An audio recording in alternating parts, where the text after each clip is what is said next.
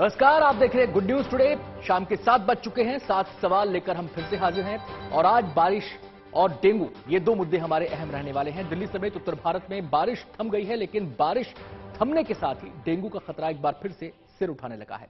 UP, Uttarakhand, Delhi, Bihar के कई इलाकों में डेंगू के मामले तेजी से बढ़ रहे हैं। आज के हमारे सातों सवाल डेंगू के खतरे, उसके बचाव से ही जुड़े होंगे।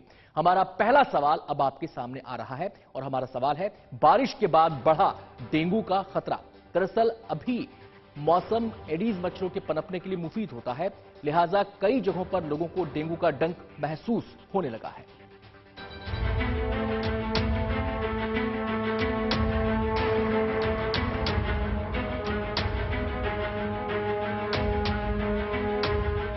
उत्तर भारत के लोगों को पिछले कुछ दिनों से लगातार हो रही बारिश से राहत मिल गई है, लेकिन बारिश रुकने के साथ ही एक नया खतरा लोगों के सामने आ गया है। यह खतरा है वेक्टर जनित बीमारियों का। दरअसल बारिश के बाद का समय मच्छरों के पनपने का उपयुक्त मौका होता है और मच्छरों के बढ़ने का मतलब है डेंगू, मलेरिया और चिकनगुनिया जैसी बीमारियों का बढ़ना। ऐसे में बारिश रुकने के साथ ही इन बीमारियों के बढ़ने के संकेत मिलने भी लगे हैं। संगम नगरी प्रयागराज में डेंगू का प्रकोप तेजी से फैलता जा रहा है। मंगलवार को जिले में डेंगू के 19 नए मामलों की पुष्टि हुई है। डेंगू के बढ़ते मरीजों के चलते सरकारी अस्पतालों में भी डेंगू मरीजों के लिए बनाए गए आइसोलेशन वार्ड भर गए हैं। कल सैटरडे से आए थे, डेंगू हो गया था, इलाज के लिए आए। डॉक्टर आते हैं समय पर? जी जी, समय पे आते हैं। दवाई मिल रही है? दवाई यहाँ मिल रही है सर। सुधार हो रहा है? जी, ये भर्ती जो है एक हफ्ता हो गई है और पहले देहात में कराते तो वहाँ से यहाँ लाए तो डेंगू निकला है और इलाज बढ़िया हो रहा है। केवल प्रयागराज में अब तक डेंगू के 328 मामले सामने आ चुके हैं।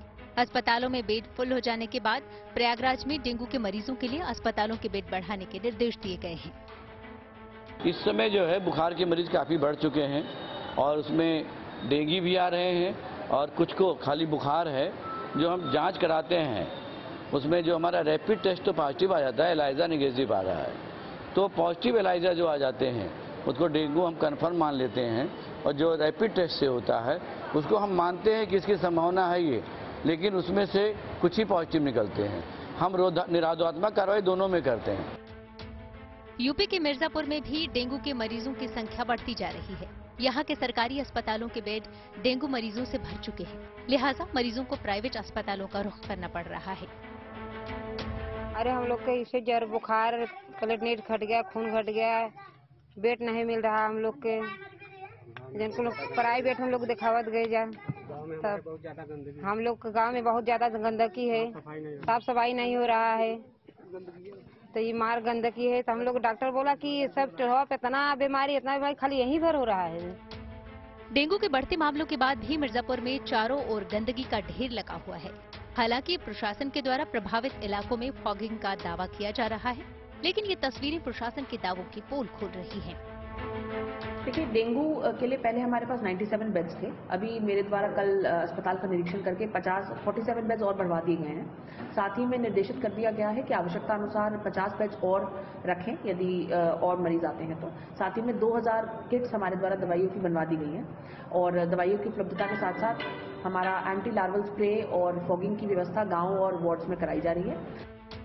यूपी के साथ उत्तराखंड के भी शहर डेंगू का कहर झेल रहे हैं।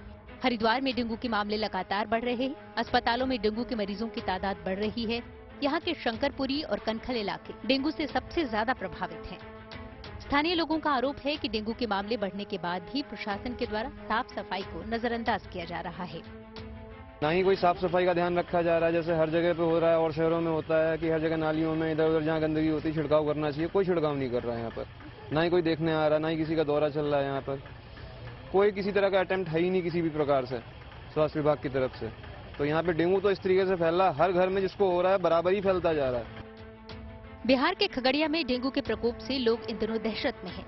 पिछले 15 दिनों डेंगू से अब तक यहाँ 2 लोगों की मौत हो चुकी है। डेंगू पीड़ित कई मरीज सदर अस्पताल से लेकर निजी क्लिनिक में अपना इलाज करा रहे हैं। यहाँ डेंगू पीड़ित रोगियों की संख्या में लगातार इजाफा हो रहा है। इसके बावजूद डेंगू से बचाव को लेकर प्रशासनिक व्यवस्था सुस्त दिख रही है। खगड़िया नगर परिषद इलाके में जगह जगह जल जमाव से लेकर गंदगी का अंबार लगा हुआ है। फॉगिंग की व्यवस्था हम लोगों ने नगर परिषद के माध्यम से स्टार्ट कराई है। चरणबद्ध तरीके से पूरे शहर का फॉगिंग हम लोग करा रहे हैं। इसका फोटोग्राफ भी हम लोग जियो टैगिंग के साथ मंगाते हैं। दिल्ली में भी डेंगू के मरीजों की संख्या हर दिन बढ़ रही है। मरीजों की बढ़ती संख्या को देखते हुए सरकार ने दिल्ली के अस्पतालों के 10 से 15% को डेंगू मरीजों को आरक्षित रखने का आदेश दिया है। Bureau report, good news today. तो देश के कई हिस्सों में डेंगू किस तरीके से अपने पांव पसार रहा है, इस रिपोर्ट के जरिए आपने जाना। अब जरा बात दिल्ली की कर लेते हैं, क्योंकि दिल्ली को भी डेंगू डंक मार रहा है। दिल्ली में अक्टूबर के पहले सप्ताह में ही 300 से ज्यादा डेंगू के मरीज सामने आ गए हैं और इसे अभी केवल शुरुआत माना जा रहा है। ऐसे में डेंगू कहीं दिल्ली की स्वास्थ्य व्यवस्था को प्रभावित ना कर दे, इसके लिए दिल्ली सरकार अभी से चौकन्नी हो गई है। हमारा दूसरा सवाल इसी से जुड़ा है और हमारा सवाल है, दिल्ली में अस्पतालों में बेड रिजर्व करने की नौबत आखिर क्यों आई? दिल्ली सरकार ने सभी अस्पतालों से कहा है कि वो 10 से 15% बेड डेंगू के मरीजों के लिए आरक्षित कर दें। सरकार को आशंका है कि इस महीने डेंगू के मरीजों की संख्या में और इजाफा हो सकता है।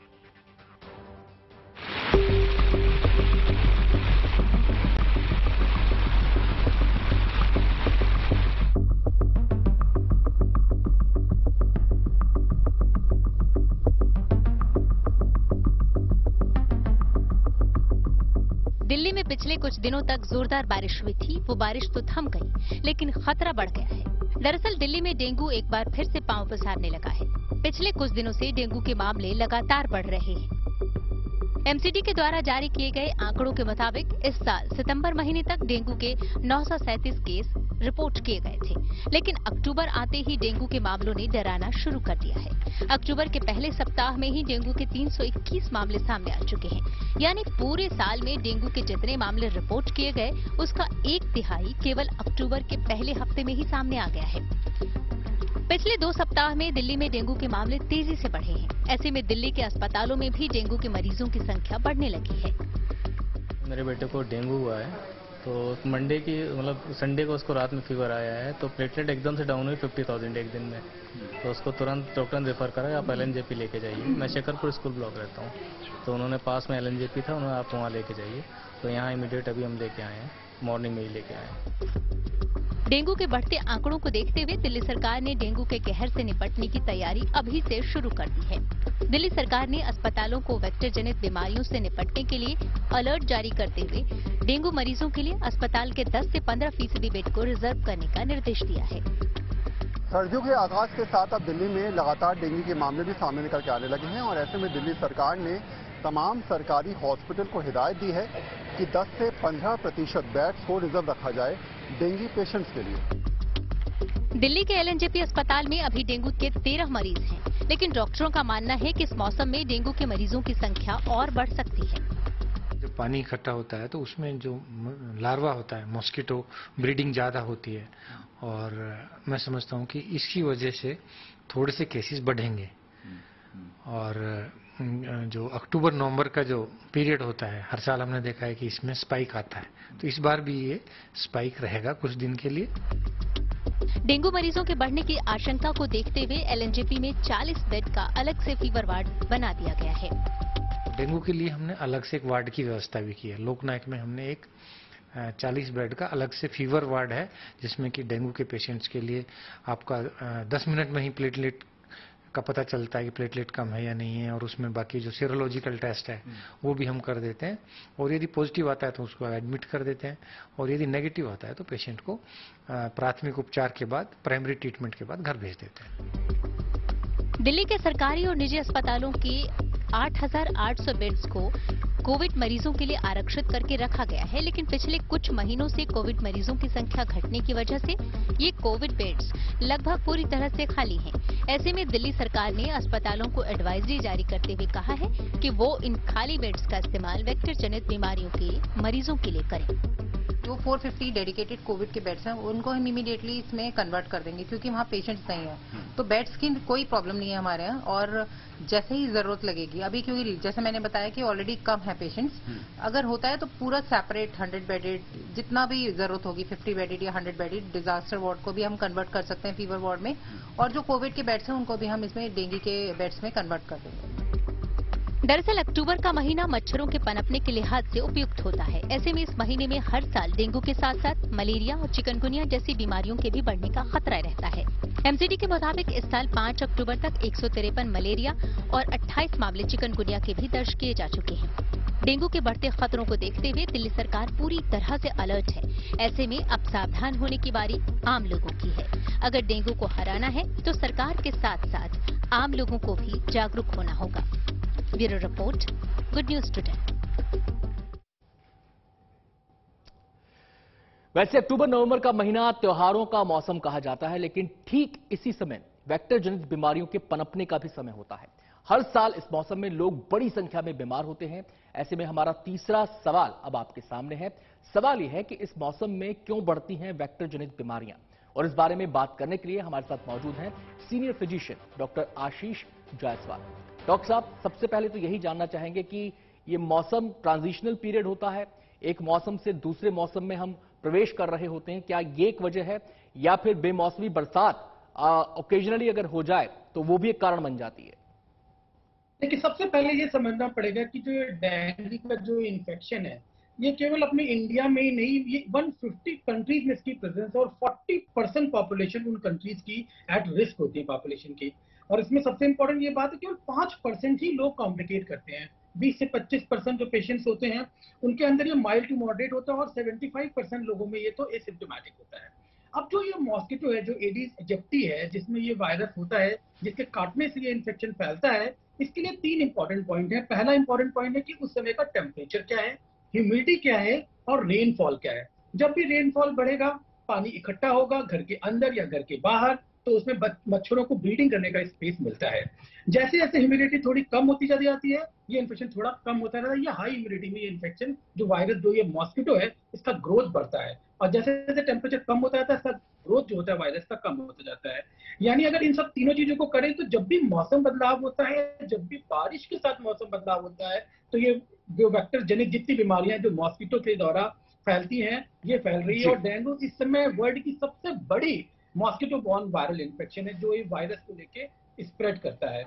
तो जी आशीष जी, आपके पास आते हैं, और भी सवाल आपसे हम करेंगे, उनके जवाब आपसे जानेंगे, लेकिन पहले सवाल देख लेते हैं। हर साल बड़ी संख्या में लोग डेंगू के डंक का शिकार होते हैं। हालांकि इस दौरान कई और बीमारियां भी लोगों को अपनी चपेट में ले लेती हैं। ऐसे में सवाल उठता है कि कैसे पहचाना जाए कि मरीज किस मर्ज का शिकार है।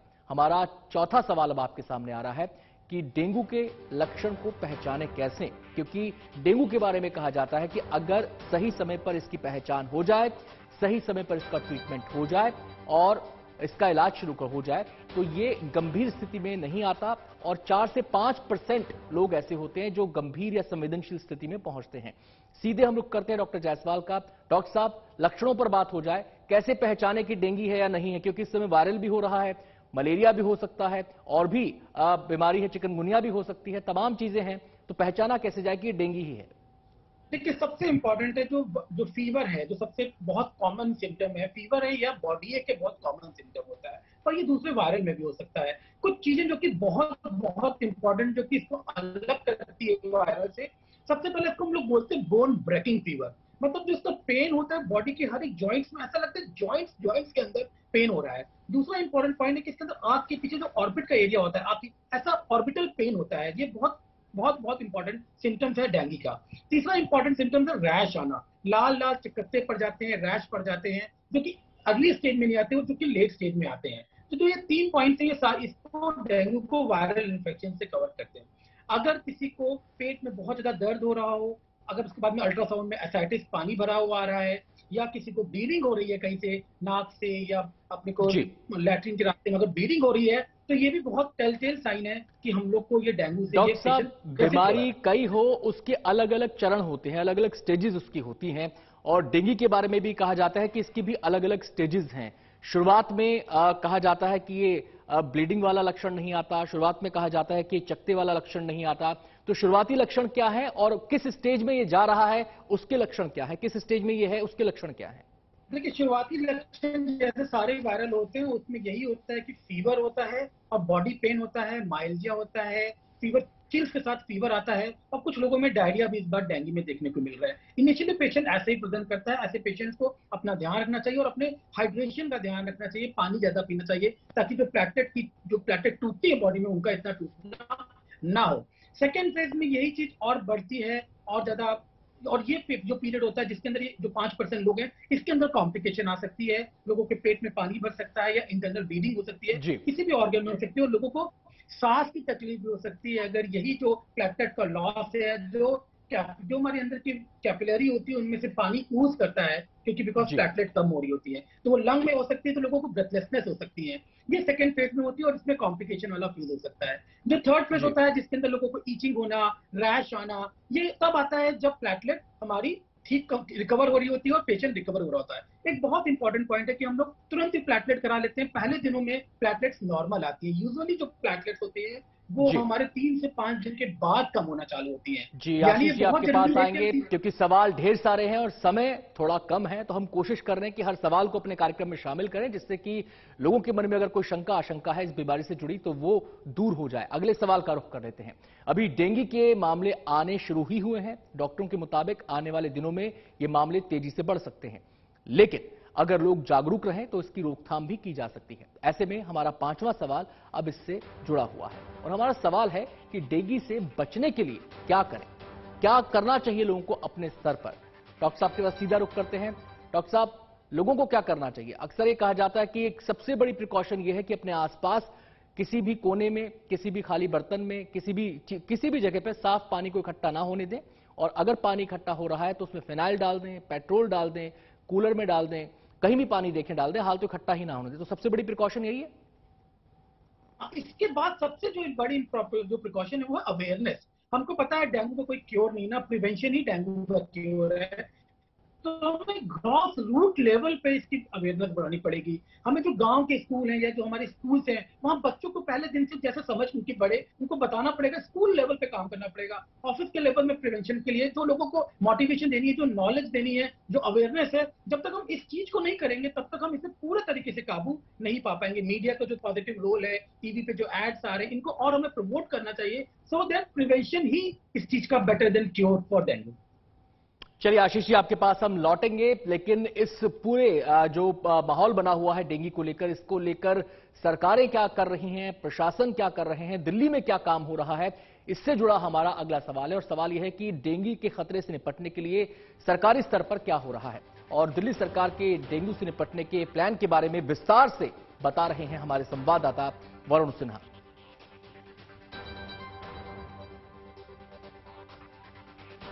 पिछले 5 सालों की बात करें तो दिल्ली सरकार की कोशिश ये रहती है कि आम लोगों को जागरूकता अभियान में शामिल किया जाए और अवेयरनेस कार्यक्रम के जरिए डेंगू के केसेस पर रोक लगाई जाए। शायद यही वजह है कि दिल्ली के मुख्यमंत्री अरविंद केजरीवाल ने भी लगातार जो है वो जागरूक अभियानों में खुद सतर्कता दिखाई और ये समझाने का प्रयास किया कि किस तरीके से आमजन को भी अपने घरों में कूलर साफ करने चाहिए, साफ सफाई का ध्यान रखना चाहिए, जिससे डेंगू का मच्छर नहीं पनप पाए।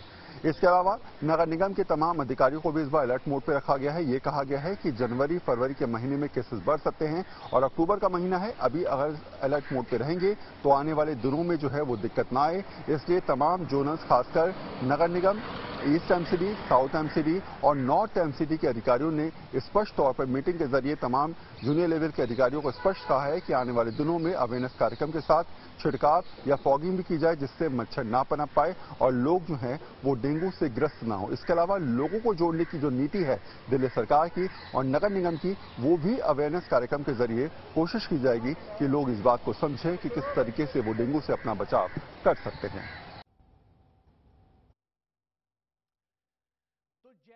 डेंगू के बारे में पता चलता है लोगों की टेंशन बढ़ जाती है, लोगों के जहन में यह आता है कि पता नहीं कैसे इस बीमारी से निजात मिलेगी। और सबसे अहम सवाल जो अब है इस बीमारी से जुड़ा वो हम आपके सामने रख रहे हैं और सवाल यह है कि डेंगू की पहचान के बाद मरीज को अस्पताल कब ले जा रहा है। सीधे हम रुख करते हैं डॉक्टर आशीष जायसवाल का। डॉक्टर साहब, घर में ही पहले लोग दवा शुरू करते हैं, डॉक्टर को दिखाते हैं, लेकिन अस्पताल कब लेकर जाना है, उसका क्या पैरामीटर है?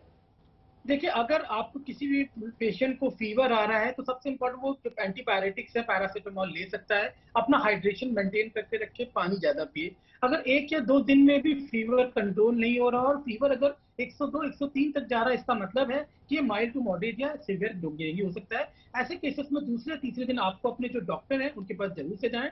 वो कुछ जो टेस्ट होते हैं, जो NS1 एंटीजन या जो सीरोलॉजी के टेस्ट होते हैं, वो कराते हैं। या किसी को ब्रेथलेसनेस हो, या किसी को कहीं पे किसी भी गम से या मुंह से कहीं ब्लीडिंग हो, या पेट अगर फूलने लग जाए, या डायरिया जो कि कंट्रोल ना हो रहा हो, अगर ऐसे सिम्टम्स स्टार्ट होते हैं तो इमीडिएटली डॉक्टर के पास हम लोग को रश करना चाहिए। बहुत बहुत शुक्रिया डॉक्टर साहब हमारे साथ जुड़ने के लिए और डेंगू से जुड़े तमाम सवालों पर जवाब देने के लिए, उन पर रोशनी डालने के लिए कि क्या करना है और क्या नहीं करना, कब सचेत हो जाना है और कब अस्पताल का रुख करना है। बहुत बहुत शुक्रिया।